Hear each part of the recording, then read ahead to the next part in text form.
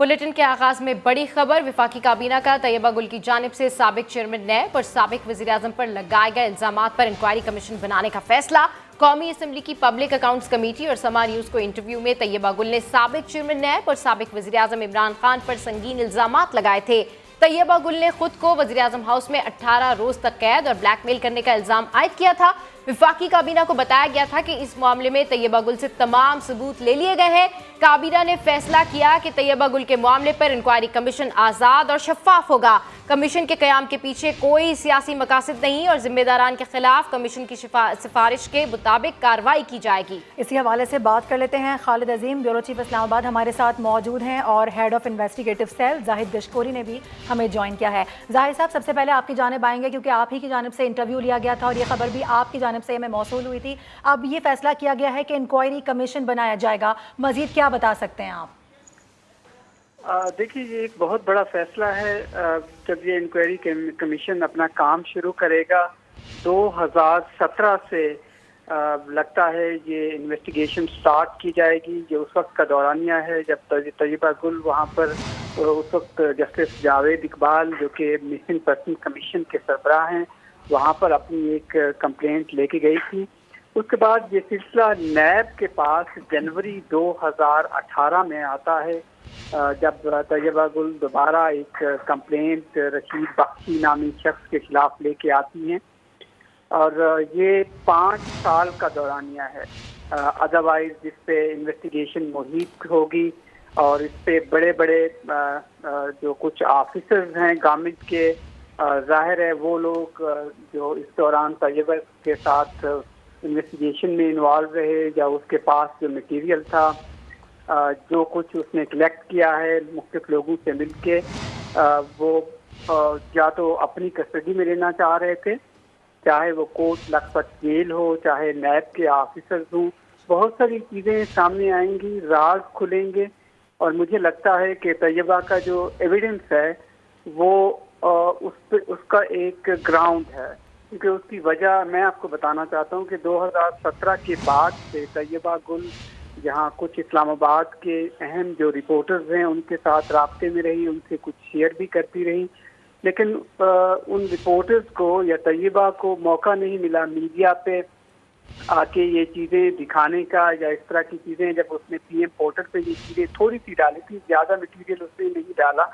फिर उसके बाद जो तैयबा का क्लेम है कि वो वज़ीर-ए-आज़म हाउस में बंद रही और वो उनसे तमाम शवाहिद लिए गए और उसी की बुनियाद पे फिर चेयरमैन उस वक्त के जो नैब के थे उनको इस्तेमाल किया जाता रहा है। तो ये एक बड़ा इनिशिएटिव है जो गवर्नमेंट ने आज लिया है, फेडरल कैबिनेट ने। अब देखना होगा कि इस कमीशन के सरबराह कौन होते हैं, कितना ये पावरफुल कमीशन होगा और कितने लोगों को ये बुला रहा होगा। उसकी वजूहात अगर आप देखें तो तैयबा के पास एविडेंस की अगर हम बात करें, ये तैयबा का अपना क्लेम रहा है कि जब वो कमीशन में गई और जस्टिस जावेद इकबाल उसके बाद उनको ब्लैकमेल करना शुरू हो गए। और जहाँ तक मैं आपको बताऊं कि तैयबा से मैं कई बार मिल चुका हूँ एज ए रिपोर्टर, उसने जो मुझे शवाहिद दिखाए हैं, जो डायरेक्ट कम्युनिकेशन दिखाई है जस्टिस जावेद इकबाल के साथ जी, उससे लगता है कि उस एविडेंस में बहुत पावर है। साहब, जिस मुतालिक आप बात कर रहे हैं इसी से जुड़ा एक बड़ा अहम सवाल इस वक्त जहन में आ रहा है। खालिद साहब से बात कर लेते हैं। खालिद साहब, इंक्वायरी कमीशन का क़याम और अब इसकी सिफारिशात क्या समझ रहे हैं, किस तरह से देख रहे हैं? इमरान खान के लिए कितना बड़ा प्रॉब्लम क्रिएट कर सकता है ये? लेकिन ये कमीशन ऑफ इंक्वायरी एक्ट 2017 जो इस वक्त मौसर कानून है उसके तहत ये बनेगा और इसमें जाहिद गशकोरी साहब कह रहे थे कि वो किस किस को बुला सकते हैं। ये जो कानून है ये तो बड़े वसी इख्तियारात देता है कि जो भी मुतल्लकीन हैं उनको तलब भी किया जा सकता है। उनके पास अगर कोई डॉक्यूमेंट्स हैं उन डॉक्यूमेंट्स को हासिल करने का मुतालबा भी किया जा सकता है और जो शवाहिद हैं उनको जमा करने का इख्तियार भी उसके पास होता है। टर्म्स ऑफ रेफरेंस पहले तो बनेंगे कि ये किस मकसद के तहत एक कमीशन कायम किया जा रहा है, उसके बाद मामला आगे चलेगा। अब उसमें जो बात आप कह रही हैं, देखें ये चीज़ें जो हैं वो उस 2 फेजेस उसके हैं। एक तो तैयबा गुल का जो चेयरमैन नैब के साथ मामला था और उसमें एक ऐसी वीडियो भी सामने आई थी जिसे नाजेबा कहा जाता है, कम से कम उसके जो अल्फाज हैं और जिसमें आवाज़ जो है वो जावेद इकबाल साहब की है, जस्टिस जावेद इकबाल की। उससे वो ये लग रहा है कि वो कोई अपने मनसब से गिरी हुई अंदाज में वो बात कर रहे हैं। और उसकी बुनियाद पे ये कहा जा रहा है, तैयबा गुल का क्लेम ये है कि उसकी बुनियाद पे उन्होंने चेयरमैन नैब को ब्लैकमेल किया और इसके लिए उनका दावा है कि उनको 18 रोज़ तक प्राइम मिनिस्टर हाउस में रखा गया और प्राइम मिनिस्टर हाउस में रख के यकीनी तौर पे उसके को मकासद होंगे, वो सारे मकासद सामने आने चाहिए। उस वक्त ये बातें भी आम थीं कि चेयरमैन नैब जो बड़े शौकीन थे मीडिया में रहने के और तकरीरें करने के, उन्होंने एक तकरीर के दौरान ये कहा था कि हमें कहा जाता है कि जी हम इवनली पॉइज्ड एहतसाब नहीं कर रहे। बहुत जल्द लोगों को पता चल जाएगा जब हम हुकूमत के कुछ लोग जो हैं उनके एहतसाब का मामला भी आगे करेंगे। तो कहा यह जाता है कि शायद उस वक्त कुछ ऐसे लोग थे जिनको बचाना मकसूद था और उनकी जो इंक्वायरीज़ या उनके जो रेफरेंसेस थे उनके ऊपर उस वक्त की हुकूमत इमरान खान साहब की जो असरअंदाज हुई। अब इस किस्म की चीज़ें अगर कोई रिवील होती हैं और तैयबा गुल की गवाही की रोशनी में आगे उसको कोलैबोरेट किया जाएगा और साथ ही साबिक चेयरमैन नैब जो हैं वो उनसे भी इस मामले में पूछगछ जो है वो यकीनी होगी, क्योंकि वो एक अहम फ्री के मामला है। तो उनसे जब इस बारे में कोई बातचीत पूछी जाएगी तो उसकी रोशनी में फिर हम कह सकते हैं कि क्या उसके कोई असरात जो हैं वो इमरान खान साहब पे पड़ते हैं या नहीं पड़ते। फ़िलहाल तो अगर ये मामला इतना वाज़े होता तो फिर उसमें इंक्वायरी की ज़रूरत नहीं थी। अब देखना ये है कि इंक्वायरी कमीशन जब कोई अपनी रिपोर्ट देता है, उसकी जो फाइंडिंग्स होती हैं, क्या उसमें कोई ऐसा मैटर है जिसकी बिना पे किसी के खिलाफ कोई केसेस बन सके, क्योंकि कमीशन जो है वो पॉइंट आउट करेगा कि ये फलां शख्स जो है इस सारे मामले में मुलव्वस है। ये 2 फेजेस इंक्वायरी मेरे ख्याल होगी। एक तो उससे पहले जो जावेद इकबाल साहब का और तैयबा गुल का जो आपस में कांटेक्ट था उसके हवाले से, और फिर उसके बाद तैयबा गुल का जो क्लेम है कि उनको 18 दिन वज़ीर-ए-आज़म हाउस में रखा गया, उसके मकासद को जानने के लिए। और ये सारे शवाहिद अगर तैयबा गुल के पास है तो फिर यकीनी तौर पे वो कमीशन जो है वो उसके लिए बहुत आसानी होगी। बसूरत दीगर ज़्यादा लोगों को बुला के पूछना पड़ेगा जो भी मुतल्लिका लोग हैं, क्योंकि कमीशन को अपनी रिपोर्ट जो है वो मुरतब करते हुए बिल्कुल ठीक कह रहे हैं खालिद अजीम साहब के मामला इतना सादा नहीं, लेकिन ऑब्वियसली अब कमीशन बनेगा तो फिर कमीशन को अपनी रिपोर्ट भी मुरतब करना होगी। जाहिद गिशकोरी साहब, क्या देख रहे हैं कमीशन के जो टर्म्स ऑफ रेफरेंस हैं वो फिर क्या होंगे, किस तरीके से ये मामला आगे बढ़ेगा? देखिए, जिस तरह खालिद साहब ने एक्सप्लेन कर दिया, मामला बहुत अहम है, न सिर्फ अहम है बल्कि पेचीदा बहुत होगा। उसकी फाइंडिंग ढूंढना होगी, क्योंकि तैयबा ये सारी चीज़ें जब लेके आई थी नैब के पास, वो अदालत ने उसको एक्सनरेट कर दिया हुआ है, उसको कोई सज़ा वहाँ पर मिली नहीं है। नैब ने इतने एविडेंस दिखाए हमें, 630 पेजेस का एक रेफरेंस फाइल किया। तैयबा खुद अपना केस लेके आई थी चिन्योट हाउसिंग सोसाइटी के ख़िलाफ़, नैब से दरख्वास्त करने के लिए आए थे। ये नैब के बहुत सारे ऑफिसर जो अब या रिटायर हो चुके हैं, नैब का हिस्सा नहीं है, वो भी इस इन्वेस्टिगेशन का हिस्सा होंगे। जिस तरह मशहूर ताजवर उस वक्त डिप्टी चेयरमैन नैब थे, तैयबा उसके पास आई थी अपना केस लेके, चिन्योट हाउसिंग सोसाइटी का एक केस, वो एक दरख्वास्त लेके आई थी जो कि जस्टिस जावेद इकबाल ने रेफ़र किया था। उसके बाद उस वक्त के डेप्यूटी चेयरमैन नैब ने डायरेक्टर जनरल नैब लाहौर को रेफ़र किया तैयबा को। फिर ये तैयबा के पास टेलीफोनिक डिस्कशन रिकॉर्ड एविडेंस मौजूद है जो उसने थोड़ा पब्लिक भी किया है, पब्लिक अकाउंट कमेटी को भी दिया है। उसके बाद डायरेक्टर जनरल नैब लाहौर के पास हो जाती हैं, उनका केस बनाया जाता है 32 लोगों के ख़िलाफ़, और उसके 2 हफ्ते बाद एक वीडियो सामने आती है तैयबा की चेयरमैन नैब के साथ, वो पब्लिक डोमेन में आ जाती है।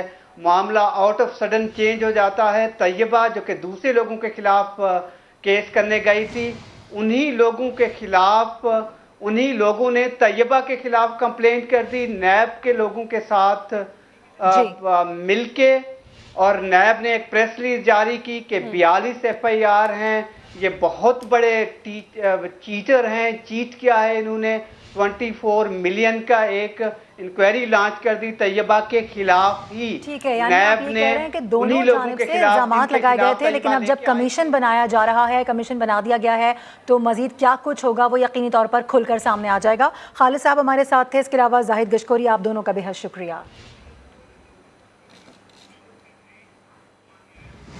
और अभी आपको बताएं कि इस वक्त शर्जील इनाम मेमन न्यूज़ कॉन्फ्रेंस कर रहे हैं, आपको बराह रास्त लिए चलते हैं।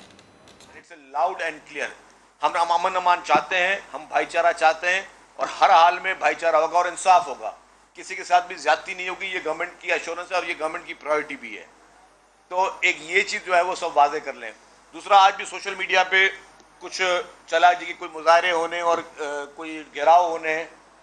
अभी सोशल मीडिया पे मेरी पुलिस से बात हो रही थी, तो जिन लोगों ने अपने अकाउंट से, जिनके अकाउंट से ये खबरें चली हैं, उनमें से चंद लोग ऐसे हैं जिनके 1-1.5 साल पहले डेथ हो चुकी है। जिन लोगों की 1-1.5 साल पहले डेथ हो चुकी है उनके नाम भी मेरे पास आ चुके हैं। आई डोंट वांट टू से एवरीथिंग, मतलब कि ज़्यादा उस चीज़ में बढ़े कौन सी पार्टी से और क्या है।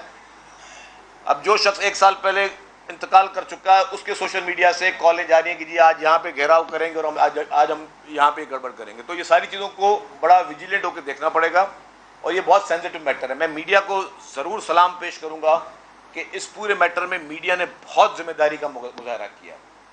मैं सलाम, दिल की गहराइयों से मैं सलाम पेश करता हूँ आप लोगों को, क्योंकि आपने इन चीज़ों की सेंसिटिविटी को समझते हुए कि जी ये चीज़ें ज़्यादा ख़राब ना हो, इस पर आपने बड़ा अहम किरदार अदा किया है। और मैं सलाम पेश करूँगा तमाम उन जमातों की जो कि नेशनलिस्ट पार्टीज़ भी हैं और कुछ कौमी पार्टीज़ भी हैं, कि आप लोगों ने भी बड़ी, उनकी क़यादत ने बड़ी जिम्मेदारी का मुजाहरा किया है।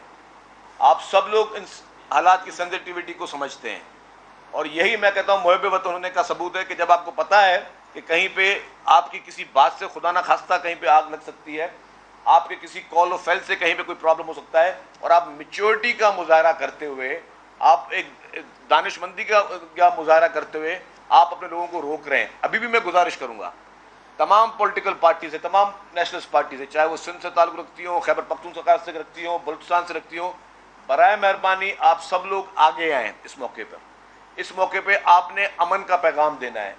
इस मौके पे आपने अपने फॉलोवर्स को सख्ती से हिदायत करनी है कि जो भी इस किस्म की कोई लिसानियत की हवा देगा वो हम में से नहीं है, उसका उस पार्टी से ताल्लुक़ नहीं है।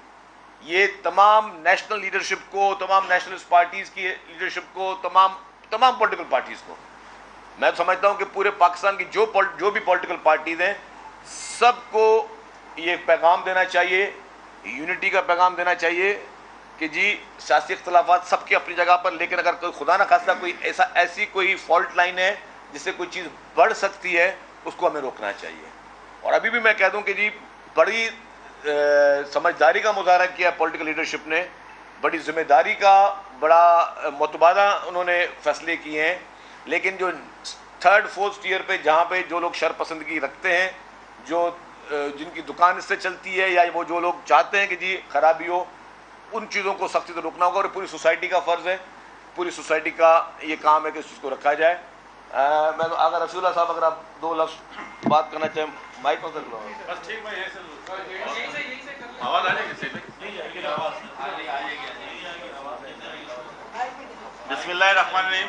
बहुत शुक्रिया। जैसे कि कल का वाक़या आप सबके सामने सुराब गोड वाला, जिसमें हमारे लाला रहीम साहब वहाँ खुद गए और उन्होंने फेस किया उनके दफ्तर पे जो हुआ या जो उनके साथ ज़ाती तौर पे हुआ, इसी तरीके से मेरे हल्के में सुराब गोड वाक़े का लिसानियत से कोई ताल्लुक़ नहीं। वज़ीर इत्तलात सिंध शर्जील इनाम मेमन प्रेस कॉन्फ्रेंस कर रहे थे। कराची के इलाके सफूरा गोट में मुश्तइल अफराद ने बसों पर पथराव किया है, जबकि सोराब गोट में एहतजाज के पेश नज़र पुलिस और रेंजर्स की भारी नफरी तैनात कर दी गई है। अमन व अमान यकीनी बनाने के लिए पुलिस ने फ्लैग मार्च किया है, जबकि रेंजर्स का गश्त भी जारी है। आपको बताएं कि कराची के इलाके सफूरा गोड में मुश्तइल अफराद ने बसों पर पथराव किया है, जबकि सोराब गोड में एहतजाज के पेश नज़र पुलिस और रेंजर्स की भारी नफरी को तैनात कर दिया गया है। अमन व अमान यकीनी बनाने के लिए पुलिस ने फ्लैग मार्च किया है और रेंजर्स का गश्त भी जारी है। मनाजिर भी समा की टेलीविजन स्क्रीन पर हम आपको इस वक्त दिखा रहे हैं। गुज़िश्ता रोज़ जो सिचुएशन हो गई थी उसके बाद के ये मनाजिर। अहम खबर इस वक्त ये आ रही है कि कराची के इलाके सफूरा गोड में मुश्तइल अफराद ने बसों पर पथराव किया है, जबकि सोराब गोड में एहतजाज के पेश नज़र पुलिस और रेंजर्स की भारी नफरी तैनात कर दी गई है।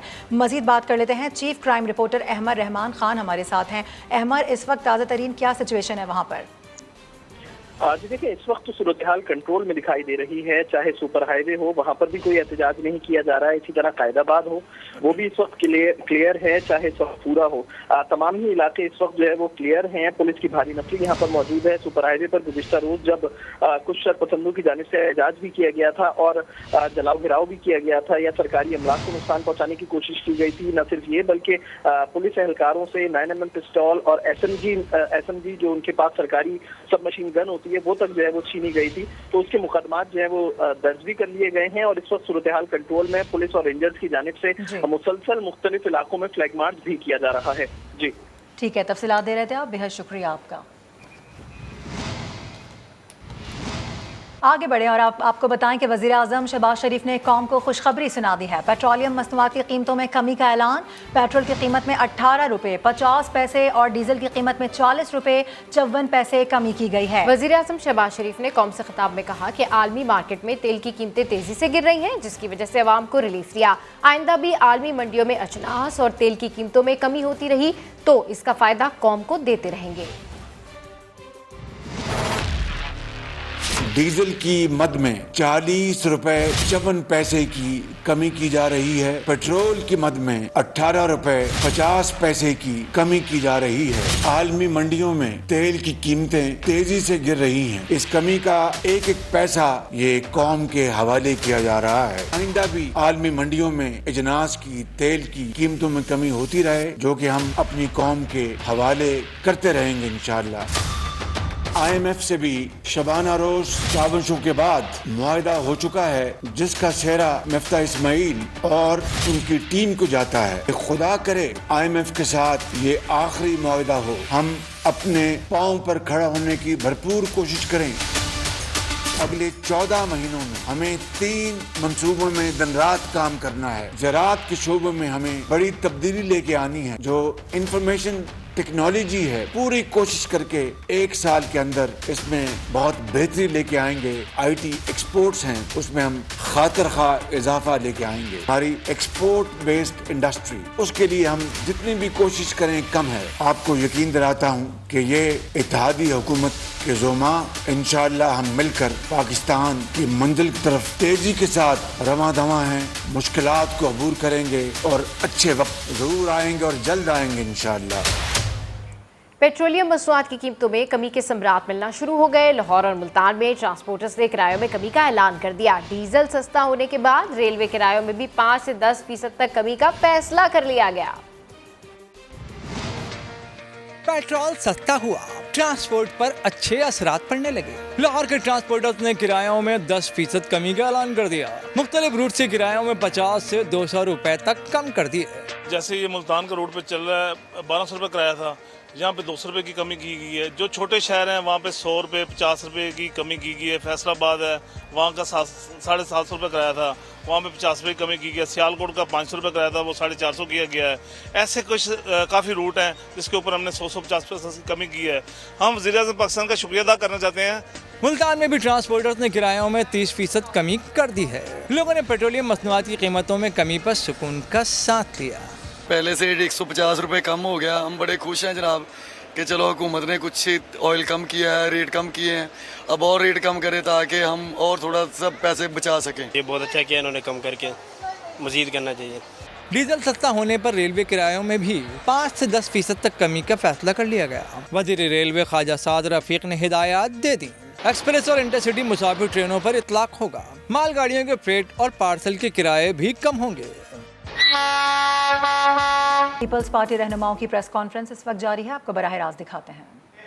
उनको FIA फौरी तौर पर गिरफ्तार करे और इंटीरियर मिनिस्ट्री ने ये खातरी दिलाई है कि जो भी शख्स सोशल मीडिया पे कोई अगर फ़ख्र से कोई दिखा रहा है वीडियो कि जी मैं ये दुकान बंद करवा रहा हूँ, कोई फ़ख्र से दिखा रहा है जी कि मैं इस बस को जला रहा हूँ, कोई फ़ख्र से दिखा रहा है कि जी मैं किसी का नुकसान कर रहा हूँ, या कोई फ़ख्र से कोई पैगाम दे रहा है कि जी इनके साथ ये अशर होना चाहिए या उनके साथ वो अशर होना चाहिए, FIA फौरी तौर पर इन तमाम लोगों को गिरफ्तार करेगी। क्योंकि पाकिस्तान के किसी भी हिस्से से, वो FIA को ताकीद यही है कि पाकिस्तान के किसी भी हिस्से से जो भी सोशल मीडिया पे किसी भी किस्म का नफरत अंगेज मैसेज देगा वो गिरफ्तार होगा। और हुकूमत की इसमें मैं कह रहा हूं कि जहां पे हमने फेडरल गवर्नमेंट को इन्वॉल्व किया वहां पे सेंट्रल गवर्नमेंट खुद भी एक्टिवेट है। जो भी गलत बात करेगा, जो भी ऐसी कोई बात करेगा जिससे खुदा न खास्ता किसी की जान या माल को कोई नुकसान पहुंचेगा, तो हुकूमत हाथ पे हाथ धरे के नहीं बैठेगी, हुकूमत उनके खिलाफ कार्रवाई करेगी और जीरो टॉलरेंस है उस पर। ये एक लाउड एंड क्लियर मैसेज है सबके लिए। एक भाई आपने अपनी प्रेस कॉन्फ्रेंस के दौरान एक तंजीम का नाम किया जो कि अभी पार्टी बरसर इख्तियार नहीं है मगर एक सूबे में है। एक सूबे में तो पार्टी पाकिस्तान तहरीक-ए-इंसाफ की है, आप उसका नाम क्यों नहीं लेते अगर वो इतने शरपसंद है या सारा नुकसान करा रहे हैं?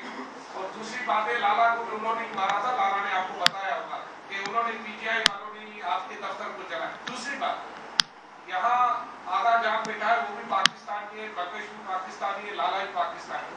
जो यहाँ बात चल रही है वो अफगान महाजरीन की चल रही है, पाकिस्तानी शहरियों की बात नहीं हो रही। ये जो अफगानिस्तान के झंडे पाकिस्तान की शहरों में लहरा रहे हैं, सिंध हुकूमत को नजर नहीं आ रहे। और अफगानी लोग कौन होते हैं कि पाकिस्तानियों को आपस में लड़ाए और भाई भाई को जो है उनका खून कराए? इसकी इजाजत किसने दी है अफगानी? देखिए जी, मैं चांटू साहब आपका सवाल अहम है। जो उसका पहला वो था उस पर मैं आपको क्लियर कर दूं। हाँ, मैंने पीटीआई का जिक्र किया था। मुझे स्पेशल ब्रांच पुलिस से जो तस्वीर आई हैं उसमें पीटीआई की, मैं नाम नहीं लेना चाह रहा था, अब आप पूछ रहे हैं तो मैं आपको बता रहा हूँ कि पीटीआई की तरफ से ऐसे लोग सामने आए उन वीडियो में, ये उनकी तस्वीर भी है, इस धरने में ये लीड भी कर रहे हैं। और यही शख्स जो है यहाँ पे अफगानिस्तान का झंडा लेकर बैठा हुआ है और इसी शख्स का भाई जो है वो पीटीआई की तरफ से इस वक्त इलेक्शन लड़ रहा है और यही अफगानिस्तान का झंडा लेकर बैठा है। मगर छोड़, ज़्यादा डिटेल में नहीं जाना चाह रहे क्यों हमने इस वक्त हम बैठे हैं पुरअमन माहौल में, हम माहौल को ख़राब करना नहीं चाह रहे। लेकिन कुछ लोग, मैंने कहा ना, कुछ शरपसंद अनासर जो होते हैं, कुछ पॉलिटिकल पार्टी जिनका सर्वाइवल क्या होता है कि मुल्क में अनारकी हो, कि मुल्क में अगर हमारी हुकूमत अपनी नाअहली की वजह से जा चुकी है, अपनी नालायकी की वजह से, अपनी नाअहली की वजह से, अपनी जो आवाम को रिलीफ ना दे सके उसकी वजह से जो हुकूमत से निकाले गए हैं, पाकिस्तान की तारीख में पहली दफ़ा कानूनी तरीके से जो निकाले गए हैं, वो चाहते हैं कि मुल्क में इंतशार फैले। कभी वो पंजाब में बैठकर तकारीर में, इलेक्शनों में इदारों पे हमले कर रहे हैं, कहीं पे वो चाहते हैं कि जी इस तरह के वाक़यात में माचिस की तीली का काम किया जाए। हमें यहाँ पे फायर फाइटर्स की ज़रूरत है मुल्क में, हमें आग लगाने वालों की ज़रूरत नहीं है। बात पूरी करो। अनफॉर्चुनेटली ये वो पॉलिटिकल पार्टी है पीटीआई जिसका इस वक्त जो कोड ऑफ कंडक्ट रहा है, अगर हमारा मुल्क आइन और कानून के हिसाब से चले तो फौरी तौर पर पीटीआई पे पाबंदी लगनी चाहिए। उसमें एक वजह नहीं 100 वजूहात मैं गिनवा सकता हूँ। फॉरेन फंडिंग केस में इसी पीटीआई ने इसराइल से और इंडिया से फंडिंग ली है। क्या हमारे मुल्क में आइन और कानून और तमाम इदारे खामोश रहें कि किसी मुल्क को इलेक्शन लड़ने के लिए, इलेक्शन कैंपेन करने के लिए, इदारों को तनकीद करने के लिए मुसलसल तौर पे इसराइल और इंडिया से फंडिंग होती रहे और सब मुल्क और हमारी अदालतें और हमारे सारे निज़ाम खामोश तमाशाई बन के रहे? क्या कल परसों की सुप्रीम कोर्ट की जजमेंट आपकी नज़रों से नहीं गुजरी है? क्या उस जजमेंट गुजरने के बाद क्या इमरान खान को आईनी हक है कि वो मजीद सियासत करे या उस पर फौरी तौर पर आर्टिकल 6 लागू होना चाहिए? और मैं कहूँगा कि फेडरल गवर्नमेंट किसी सूरत में भी रियायत का कोई रियायत या मुसावात या इस तरह की कोई रिकन्सिलेशन की बात ना करे। जब इस मुल्क में बड़े बड़े लोगों पर आर्टिकल 6 नाफिज हो सकता है तो इमरान खान पर क्यों नहीं है? जजमेंट मेरे पास अभी भी, मैं वो भी पढ़ रहा था जजमेंट, उसमें तो साफ साफ कोर्ट ने कहा है, सुप्रीम कोर्ट ने कहा है कि जी डिप्टी स्पीकर की तहरीक मुस्तरद करने का फैसला गैर आईनी था। गैर आईनी मतलब कि आइन से हटकर था। जिन्होंने आइन पे ओथ उठाया हुआ है उन लोगों ने गैर आईनी इकदाम किया। फिर वो कहते हैं कि जी जो इमरान खान ने असेंबली तोड़ने की एडवाइस दी वो गैर आईनी थी। तो इशू पे आ रहा हूँ। मकसद ये है कि वही पार्टी, ये उससे डाइवर्ट इसलिए नहीं हो रही कि वही पॉलिटिकल पार्टी, जो पॉलिटिकल पार्टी कल हमने उनके एक्टिविस्ट की फोटोज आए हैं, वीडियोज आए हैं, कि वो पॉलिटिकल पार्टी जिसको सुप्रीम कोर्ट कह रही है कि वो गैर आईनी काम करती है, और आइन की गद्दारी का आप सबको सदा पता है क्या है, और इलेक्शन कमीशन में उनकी रिट लगी हुई कि वो गैर मुल्की फंडिंग लगा, और वो यहाँ पे हमारे मुल्क में बैठकर इस तरह की चीज़ों में फसादात फैलाने की कोशिश कर रहे हैं। वो इस तरह की सूरत हाल में अपने पार्टी वर्कर्स को उन मॉब्स में एंटर करके लोगों की गाड़ियों को नुकसान पहुंचवा रहे हैं, लोगों की जान और माल को नुकसान पहुंचवा रहे हैं।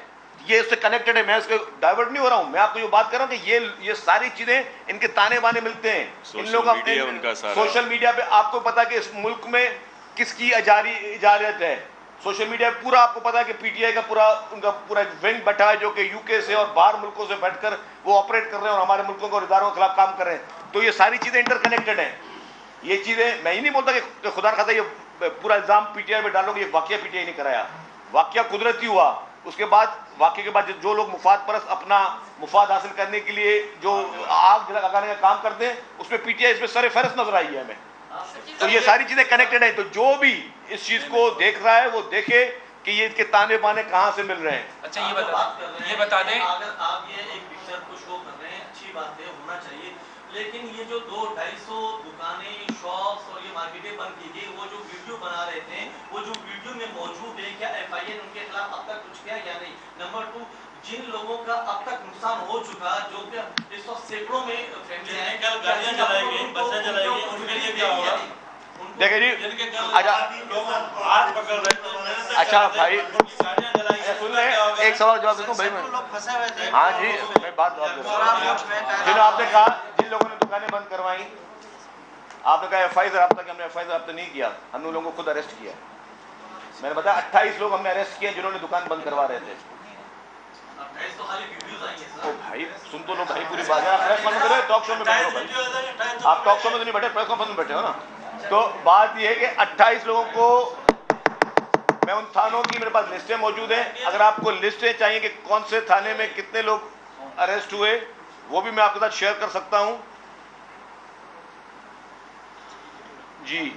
इसी तरह कराची, अच्छा नहीं, मैं नाम भी ले लेता हूं ना। हैदराबाद पुलिस ने अरेस्ट किया यासीन घेलजो, मोहम्मद आमिर, इरफान, आसिफ, शाहरुख एंड मोहम्मद असलम। जामशोर पुलिस ने अरेस्ट किया जोशीलो बुरफत, विक्की पंवर, खालिक पंवर, गुलाम Mohammad son of Deen Mohammad बिरोई, commando Shahid हालेपोटो, Irfan Chandio, Ghulam Hussain तुनियो। मैं बस पूरी लिस्ट है मेरे पास, आपको एक एक नाम मैं दे सकता हूँ कि सिंध गवर्नमेंट जैसे ही वाकया हुआ, जो लोग मुलविस थे उनमें से 2 लोग अरेस्ट किए गए, 4 लोग एब्सकॉन्डर हैं और जो वाकये में मौजूद थे। और इसी तरीके से जो अगर किसी और पार्टी ने जिसने काम किया तो उसको भी अरेस्ट किया। तो हुकूमत की तरफ से पॉलिसी बिल्कुल, जो भी गलत काम करेगा उसको खिलाफ हुकूमत एक मिनट, कल जो 48 लोग अरेस्ट हुए, पख्तून रहनुमाओं से बात हुई है, सब अमन की बात कर रहे हैं। इस वक्त पीपल्स पार्टी रहनुमाओं की प्रेस कॉन्फ्रेंस जारी है। और अभी आपको बताएं कि बलूचिस्तान के इलाके ज़ियारत में सिक्योरिटी फोर्सेस के रिकवरी ऑपरेशन के दौरान हवलदार खान मोहम्मद शहीद। ऑपरेशन में कालादम BLA के 5 दहशतगर्द भी मारे गए हैं। ISPR के मुताबिक हलाक दहशतगर्दों का ताल्लुक कालादम BLA से है। इस हवाले से मजीद तफसीलात जानते हैं समा की नुमाइंदा सुमेरा खान से। जी सुमेरा, अपडेट कीजिए। जी बिल्कुल, ये ज़ियारत के इलाके में रिकवरी ऑपरेशन है जो कि कल लेफ्टिनेंट कर्नल लई की शहादत के बाद से मुसलसल जारी है और ये बड़े पैमाने पर सिक्योरिटी का कॉर्डिनेट सर्च ऑपरेशन जो है वो इस प्रोसेस में है। पोस्ट के करीब खलीफा पहाड़ी सिलसिला इसको कहा जाता है, जहाँ पे फोर्सेज ने निशानदेही करके दहशतगर्दों के ठिकाने को तबाह भी किया और मुहासरे में आने के बाद दहशतगर्दों ने जब शदीद फायरिंग की तो उसमें हवालदार खान मोहम्मद जो है वो मुहासरे में आने के बाद दहशतगर्दों की फायरिंग का निशाना बने हैं। शदीद झड़प में कालादम BLA के 5 दहशतगर्द भी हलाक किए गए हैं और मगवी उमर जावेद बलूचिस्तान के इलाके ज़ियारत में सिक्योरिटी फोर्सेस का रिकवरी ऑपरेशन अपडेट करने के लिए शुक्रिया सुमेरा।